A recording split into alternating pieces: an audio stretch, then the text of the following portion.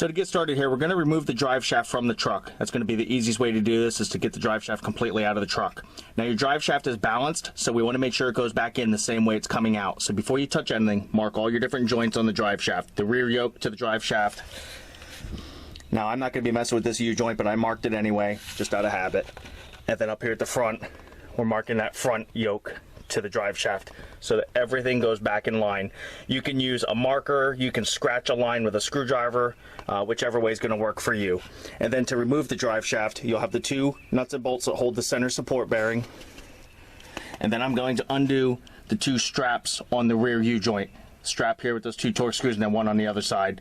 That's going to be easier than removing it here at this U-joint. Once those two things are done, this front shaft will just slide out of the back of the transmission there, and we'll have our drive shaft out. Now this can be done in the truck. Like I said, I think it's easier to work on the whole drive shaft outside, but now we're going to go ahead and remove this U-joint so that we can get to the nut that holds this axle on here. Okay, so now that we have our U-joint removed, which I cover in another video, how to remove and install and replace U-joints, we're now ready to remove this slip yoke assembly. So we're going to hit on the back side of here to work this off.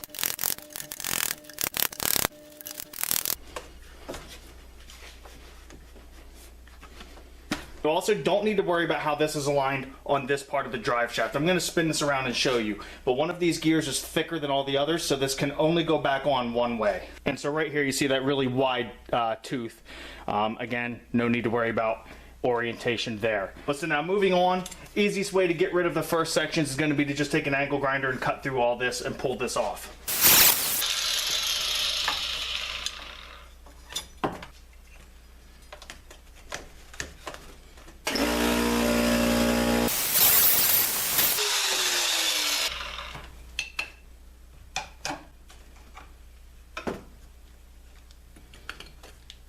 You can hear the drag on that bearing.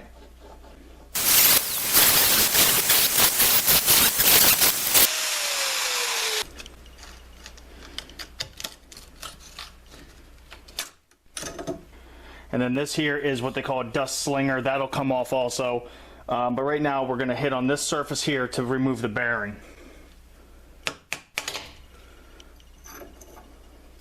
And now we're ready to remove the bearing itself.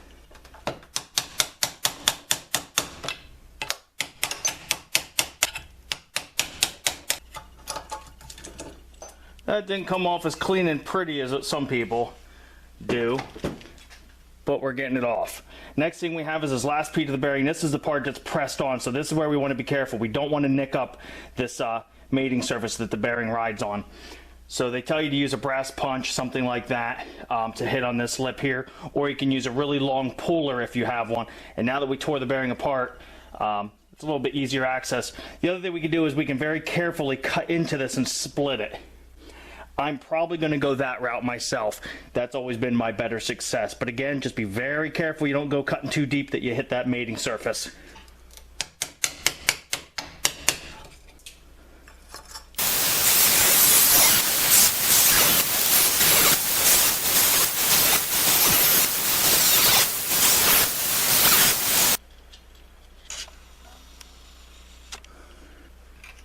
Yeah, that'll work out good. Get some liquid courage here.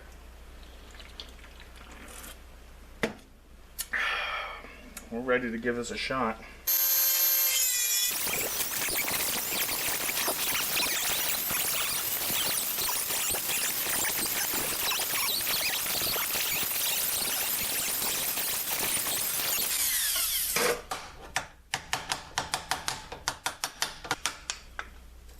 And I did get a tiny little nick on that mating surface, but that's not enough to cause any real damage. Again, if you use the cutting method, be very, very careful so that you don't mess it up like I did. But again, I'm not concerned with that tiny little nick. Bearing puller, obviously the best way to do this if you have one. So we're going to clean this up here. You can hit this with a wire wheel to clean it up as well if you have any surface rust or anything like that. I do not. Mine looks pretty good. So here you can see where I nicked it. It looks worse in the video, honestly. In person, that's not very deep at all. Just a little scratch. So if you do that, don't panic. You're probably going to be fine.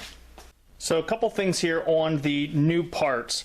There are two different kits for this. You need to know your shaft size here. It's either going to be 40 millimeter or 35 millimeter. I originally got the wrong one, so I had to run up and get the correct one. So here's our new parts. It's going to come with the dust shield on the front and back, and this is all there is to this. That being said, another point of YouTube videos is so you don't make the same mistakes that I make. This here piece, it's called the oil slinger that I had pounded off in the beginning, does not come in all the kits. So I'm going to have to straighten this out and reuse this. So I'm going to go ahead and take care of that and reinstall that. And then this piece here you saw that goes on after the bearing also does not come in the new kit.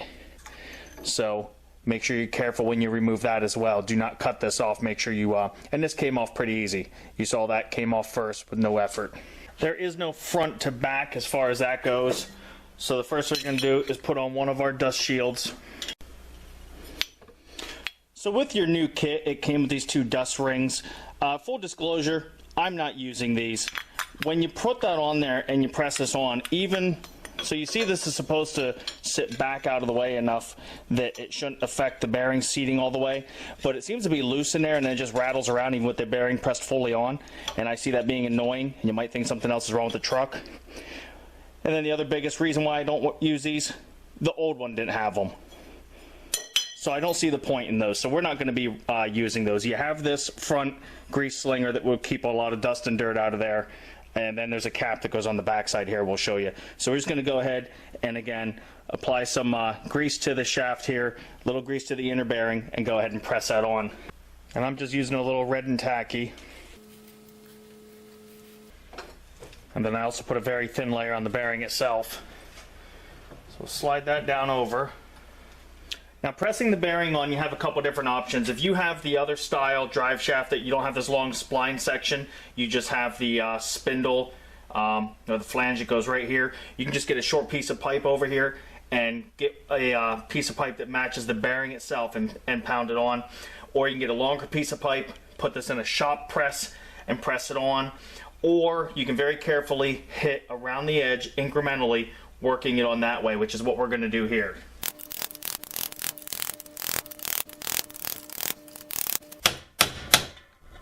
That's where you got to be real careful to go incrementally around it.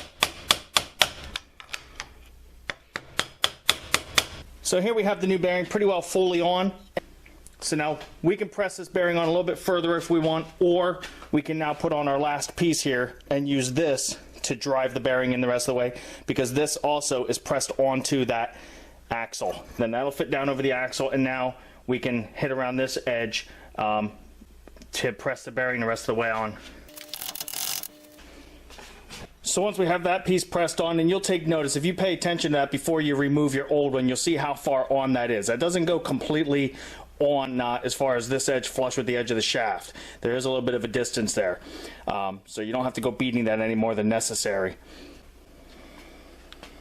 But once we have that done, we can look inside of our boot here and we'll see where the mark is for that large tooth, so we can line that up.